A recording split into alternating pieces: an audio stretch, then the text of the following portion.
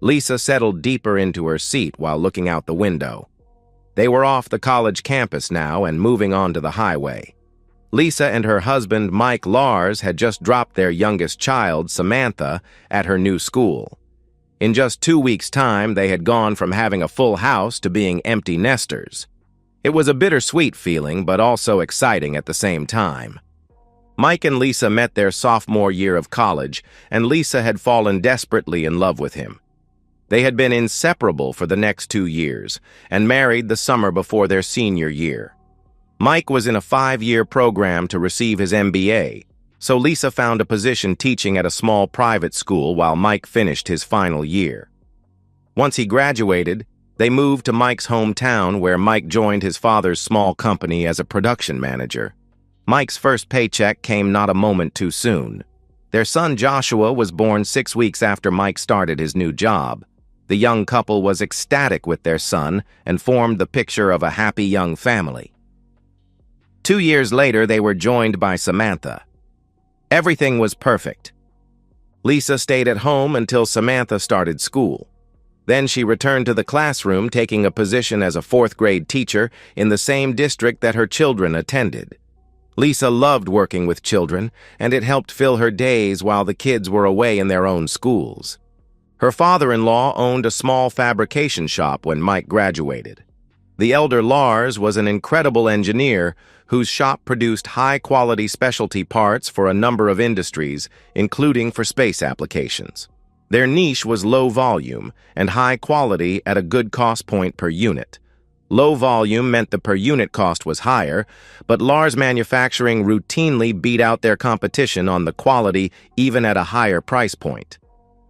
Mike and his father formed a great team. While John Lars was a great engineer, he was not a skilled businessman. Mike knew enough engineering to speak intelligently, but he didn't inherit his father's gift and passion. However, Mike was a great business mind. Mike handled sales, negotiations, and supply chain, leaving his father free to design and invent. Mike was able to reduce their prices while John kept up the quality.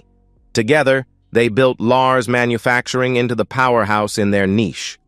6 years ago, tragedy struck when John Lars had a massive stroke and died at his desk. He was only 55, but was also overweight and smoked. He would loudly proclaim that eating and smoking helped him concentrate on his designs. It might have been true, but it also probably cost him his life. Mike took over full control of the business and hired 3 young engineers to fill John's role. 2 of these engineers were competent workers. The third, Tony Gillis, showed the same creative spark John had. After 2 years, Tony was named Director of Engineering and formed almost the same partnership Mike had with his dad.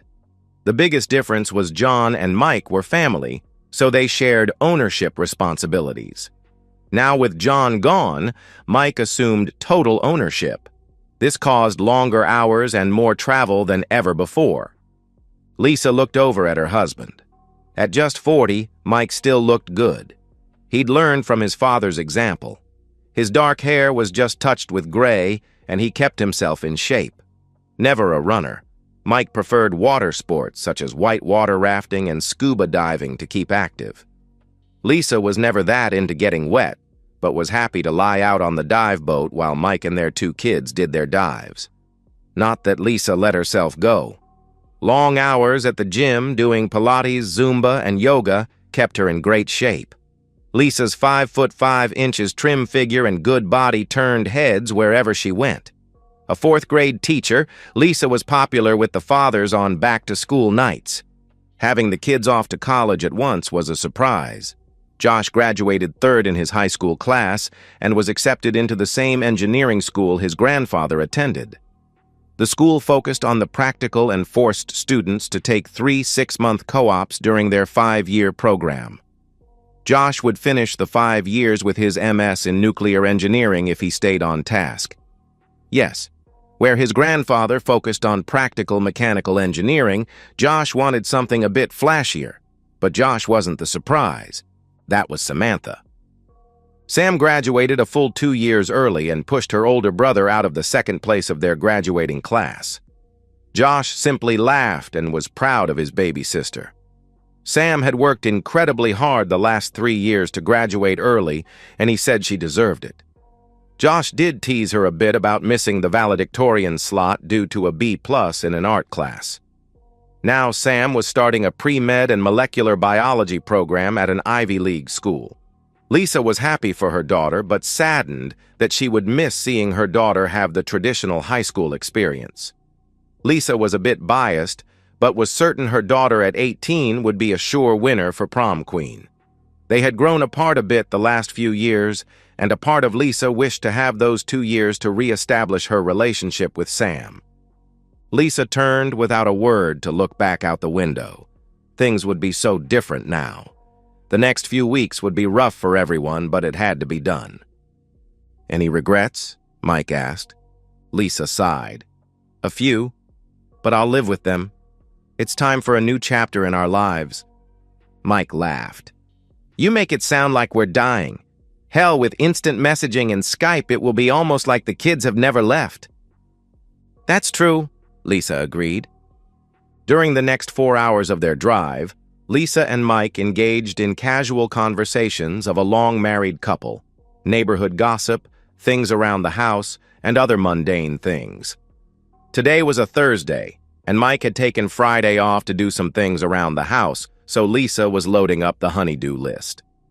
Finally, they arrived home, and Mike pulled the minivan into its slot in the garage. Normally, the 3-car garage housed the 2-year-old minivan, Mike's Camry, and the 2013 Corvette Mike bought himself. The Vette was a bone of contention for Lisa. Mike had simply shown up with it one night 2 years ago without a word to her. Mike said it was a gift for the company signing their largest contract to date on a large contractor on a NASA contract. Technically, it was owned by the company, so Lisa had limited room to complain.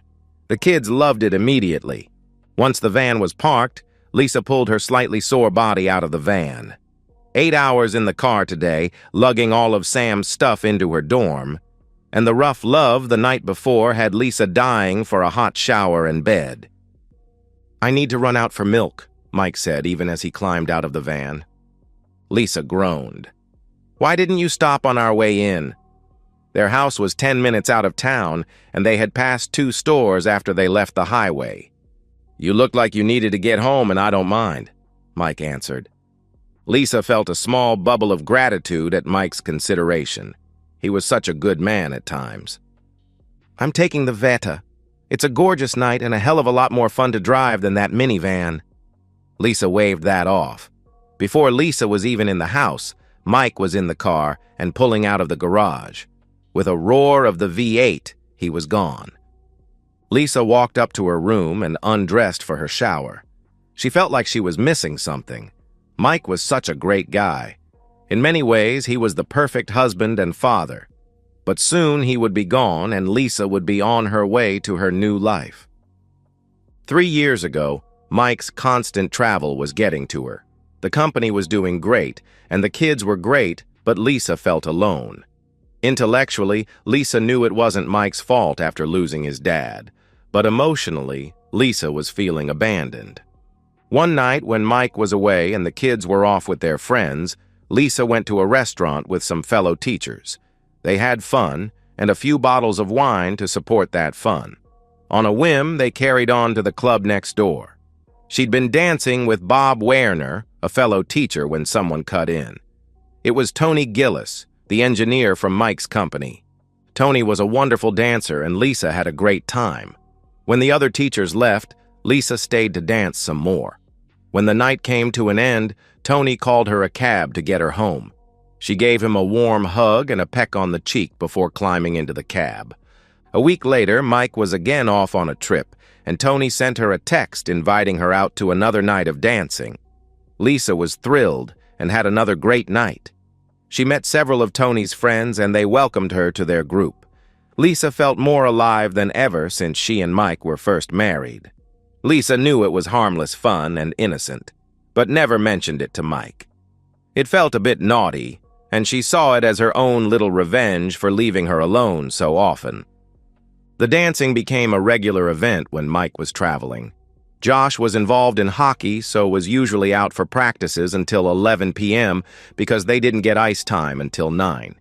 He would go home after school, eat dinner, and be gone before Lisa was due home from school. So he never noticed Lisa's absences. Samantha was trickier. She wasn't into sports, so Lisa signed her up for a series of enrichment classes at the local community college. The classes were on different nights, so Lisa's nights out had no pattern. Plus, she never went on weeks when Mike was home. Tony was a blessing and became her best friend and confidant. He would sit at dinner before their dancing and listen to her talk about how Mike left her alone. She did admit with a shy smile how now with the dancing she looked forward to his absences. Tony was her rock. Hesitantly at first, Tony started to confess how he felt misused by Mike also. Tony opened up about how Mike ignored good engineering to squeeze more profit out of the business. How Mike sold ideas Tony developed to their customers for huge money and never shared the proceeds with Tony. Lisa was furious on behalf of her new best friend and wanted to confront Mike right away. Tony calmed her down, saying that legally, Mike had him bound by a contract he'd signed when he first joined the company.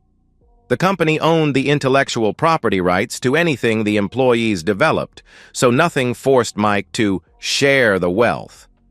Angry at her husband's abandonment of her and abuse of her friend, Lisa leaned over and hugged Tony. The hug turned into a kiss. They quickly left the restaurant and went straight to Tony's townhouse. They never made it to dancing that night. Lisa refused to call it an affair. She was in love with her true soulmate. The intimacy was wild and fun. Tony was the man she was meant to be with. The 36-year-old mother of 2 and school teacher wanted to divorce her husband and move on to a new life with her true love, her husband's 29-year-old employee. They still went dancing once a week, but any other time Lisa got that the kids and Mike were out of the house. She was often in Tony's bed. 2 things stopped her from going forward with her divorce, though. The first were her kids. She'd seen enough of her students go through divorces that she didn't want them to grow up in 2 homes. Mike was a great father when he was home, and she had enough residual feeling for him to want him to still be with his kids, but she wouldn't give them up either. The second was a suggestion from Tony. Mike had just promoted Tony to Director of Engineering with a much larger paycheck and a great annual performance bonus. Tony wanted to wait a while so he could establish himself in the position and with the customers. Tony said that Lisa could get the company as part of the divorce, and they would run it together the way it was supposed to be run. Tony claimed the engineering and production staff would support Tony over Mike, who was seen as an absentee boss. Together, the lovers developed their plan for their own future and support. They would wait for Samantha to graduate before starting to activate their plan. In the meantime, Tony would develop his support among the employees so they were ready when the time came. Lisa stepped out of her shower. Her muscles felt relaxed for the first time all day. She and Tony had celebrated Sam's leaving for school the night before, and her lover wore her out. Sam's early graduation allowed them to move up their plan a full 2 years, and Tony was really excited. The hot water and lotions had done wonders, and now she was ready to crawl into bed. Hopefully, Mike didn't want to celebrate with her tonight. Wrapping a large, fuzzy towel around her body, Lisa walked into the large walk-in closet she shared with Mike. She grabbed her robe and turned to walk out, but then suddenly froze. She turned to look back in the closet. All of Mike's things were gone. Lisa ran over to Mike's dresser and saw the top had been cleaned off. Yanking the drawers open, they were empty too. All of Mike's personal things were missing from the bathroom, too. Lisa ran down the stairs and saw nothing amiss in the kitchen. It was in the family room she noticed that some of the family photos were missing from the wall, and Mike's movie collection was gone, too. Her panic was complete when she reached Mike's home office, and it was completely cleaned out. She sank to the floor as the enormity of the situation hit her. Mike had left her. He waited until Sam was off to school and he'd left her. The sudden fear shot through her that Mike knew about Tony and their plans. Lisa ran back up the stairs to grab her cell phone. She had to call Tony. Running into her room, Lisa spotted an envelope sitting on a DVD in the middle of her bed. With trembling hands, Lisa picked up the envelope and saw her name written in Mike's hand on the front. She opened it and read, "Lisa, I've loved you since we first met. You were the only one I wanted to spend my life with. It has been my greatest failure that this will never be true. I couldn't avoid my travel, not and keep the business. You never said you had a problem. Instead, you ran to the arms of that conniving weasel, Tony. I was shocked when I found out you were seeing that snake in the grass. If there was ever some Eddie Haskell wannabe, it is Tony. Tony kissed my back in the office and then stabbed me in the back when I was gone. I found out too late after I promoted the rat what he was really like. He turned my staff against me just like he turned my wife into his personal cheating woman. A misquote here and an insinuation there, and he had the engineering staff ready to quit in masses. I was an idiot and knew nothing about your affair until it had already been going on for a year. When I read my investigator's report, I knew it was too late to save our marriage. There was no road back from this betrayal. The only thing I agreed with you was waiting for Sam to graduate. Don't worry about telling the kids. They already know. In fact, Sam is the one that told me. Our 14-year-old daughter had to tell her father that her mother was a cheating woman. Remember the sudden dive trip where I took Sam to the Keys? She had come home and heard a rather graphic conversation you were having with your buddy. She collapsed to the floor and you completely missed her when you left to meet that jerk. Sam called me to come home to her. It took me the whole 4-day weekend to get her to hold it together. Of course, I later found out you spent almost that whole time in Tony's bed whining about me abandoning you. I've had her in counseling ever since we returned from that trip. You know Sam's drive to graduate early? When I decided to stay with you until she graduated, Sam decided to work to graduate early. I almost ended it right there and went for the divorce, but Sam demanded that she could do it. I was so proud and heartbroken by her decision. We didn't tell Josh until after his graduation. He's been seeing Sam's counselor ever since. He was shocked that his mother would ever do such a thing. I had to show him the edited version of my evidence to get him to believe Sam and me. I got him to realize you still loved him and his sister and stayed for them. I think that may be the only thing that saves your relationship with him. Good luck with Sam, though. As to you and Loveboy's plan to steal my company, you never realized the company was owned by a family trust. With Dad's passing, the shareholders are his descendants. That would be our 2 kids and me. It would never be considered part of our common property in a divorce. Only the salary I drew, my pension, and the house fall into that category. That's why I had the trust buy my Veta. I can't sell off the trust, but I can, with the board of trustees, divest the trust of the company. The trustees consist of Josh, Sam, and me. When the employees of Lars Manufacturing arrive in the office on Monday, they will be in for a hell of a shock. I'd tell you, but why spoil the surprise? I found the letter you planned to have delivered to me when you had me served. As the song said, I guess you felt you had to set things right. Well, I've got some news for you, and you'll soon find out it's true, and you'll have to eat your lunch all by yourself. But I am already gone. If only you had talked to me. For the last time, love, Mike. P.S. The DVD contains some of your greatest hits. Be sure to watch the videos in the folder called Tony Uncovered. Lisa collapsed onto her bed with the thoughts of her children knowing just what their mother had been doing and planning to do to their father. "Oh God," she cried out, "I've lost them all!" When the employees of Lars Manufacturing arrived in the office, they were greeted with an email announcing the sale of the company to a much larger company looking to take over their niche. Mike never appeared at the office. Instead, it was the new owners and Mike's corporate lawyer that appeared. The long-term production and support teams found their pensions were guaranteed with at least 5 more years of employment or a buyout equal to any remaining time. The engineers that fell in with Tony got no such guarantee. They turned on Tony as his promises of a lucrative future turned to ash. Tony tried to call Lisa to find out what happened, but found his calls going straight to voicemail. He knew Mike was home all weekend, so he'd never expected a chance to talk with Lisa. Now she was avoiding his calls. Tony finally decided to drive over in a fit of desperation to try to salvage his plans. He pulled into Lisa's driveway and looked for any sign of Mike. A glance in the garage told him the Corvette was gone. That meant Mike was out too. Ringing the doorbell brought no answer, so he just walked in. "Lisa!" he called out. There was no answer. He called out several times as he searched the house. He finally found Lisa sitting on her bed watching a video on the flat-screen TV mounted on the wall. "Lisa?" he asked. Seemingly ignoring him, Lisa reached out a hand with the remote and pressed play. The TV sprang to life, and Tony was shocked to hear his own voice coming from the screen.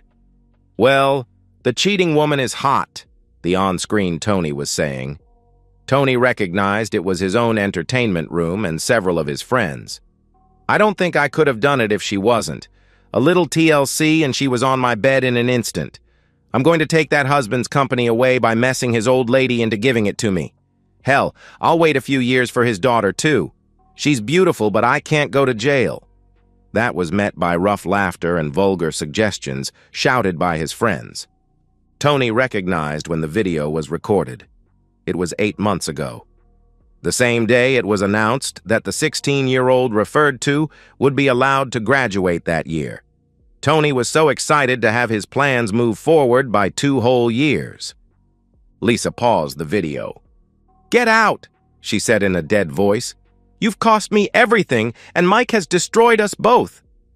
"Lisa, Tony stammered. "Get out. If Mike hadn't taken his .40 Sig Sauer with him, I'd have shot you as you came in the door, and then one for me. Just go. Good luck ever finding a job in this field again. Mike will see to that." Then Lisa turned and faced the wall. Minutes or hours later, when she turned back, he was gone. She never saw him again. Lisa was served on Tuesday. She wasn't surprised to see that Mike had been completely fair in his divorce offer, a 50-50 split with her keeping their $1.2 million house and Mike taking most of their long-term investments. A lump sum balanced between the current value of his pension and hers through her school district. An educational trust covered the kids' schooling and expenses. For this fairness, there was no alimony and no other contact. In return, the videos would never see the light of day. Mike would have full custody of Sam, but she would be at college most of the year, so it was almost a moot point. A personal note from Sam, though, said she refused to be forced to spend the next 2 years of school breaks with my mom and her lover Buddy. Reading such words in her sweet daughter's handwriting was even worse than those damned videos. What had she done? And so, we've reached the end of today's story. Was it what you expected, or did it take a twist you didn't see coming? I'm curious to hear your thoughts. Share them in the comments below, and let's get a conversation going. If this story kept you hooked, make sure to hit that like button. And if you're new here or just haven't subscribed yet, now's the perfect time to join our community. I bring you fresh, captivating stories every day, so click that subscribe button and turn on notifications so you never miss out. Thanks for watching, and I'll see you in the next one.